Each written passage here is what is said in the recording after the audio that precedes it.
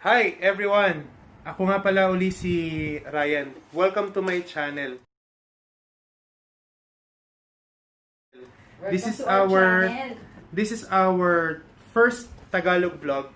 This is our family channel pero ako lang makikita nyo ngayon at ang anak ko si Zach. Zach, say hi. Hi!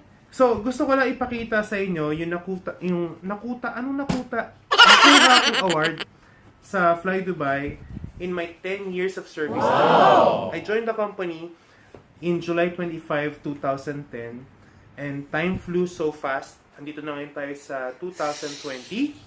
Yes?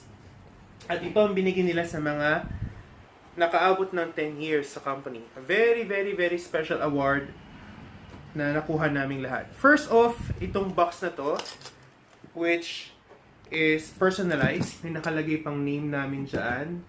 My name is there. And it says here, 577, my staff number. Ryan Marty, that's me. July 25, 2010. Yun yung date of joining.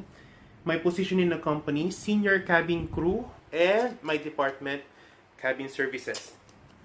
So, binigay ito sa akin ng senior vice president namin. And what's inside?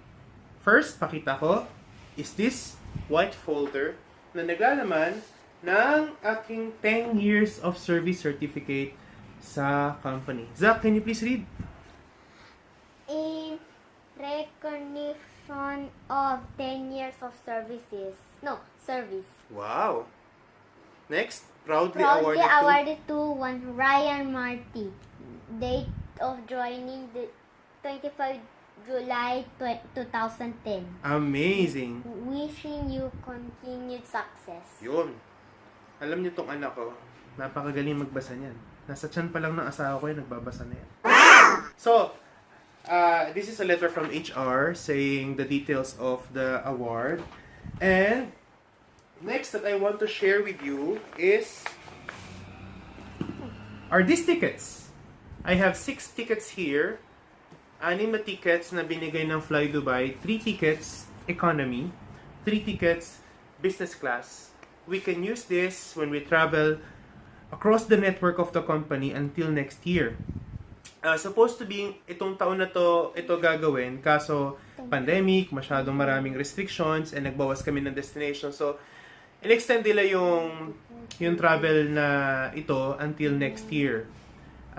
This is not the real tickets, of course. This is just a symbol of the ticket or symbols of the tickets. The real tickets are, of course, in the system when you book the flight in the system. So, I'll put all this back in the paper. Lagyan muna natin to dito because these are very important and special. Next that I will show you is this. This is one of a kind. This is one of a kind The here. airplane. And guess what? Yes, anak. The airplane. Mm-hmm. When I remove this cushion, tan-tananan! Here we go! This is the best part. See? This is The Fly Dubai. a 737-800 MAX aircraft model. I don't know the scale. And it's made of metal. It's quite heavy actually.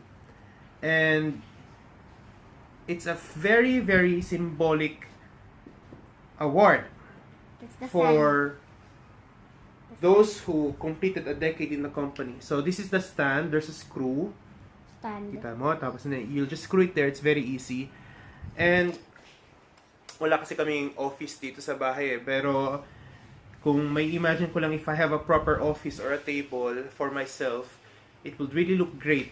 Or if I will bring it in the Philippines as a centerpiece in the sala and visitors will see, this is something that is going to really attract attention. And I'm very proud of this. I'm very thankful for the company of this. What do you think, Zach?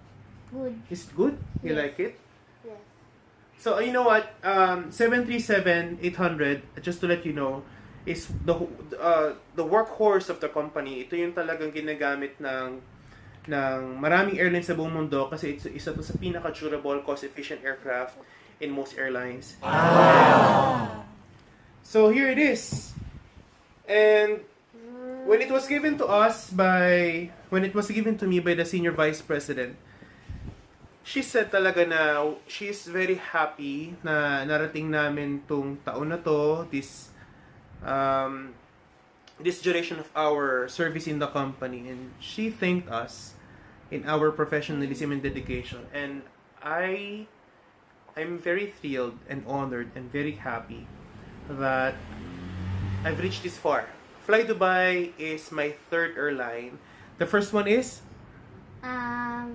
Cebu Pacific. Cebu Pacific, Zach knows. In 2006, I joined that company. And then the second one is Maybe it's Saudi Aramco. Saudi Aramco. Yes, I also have a model aircraft of those two airlines, but not of any service recognition, pero binili ko lang.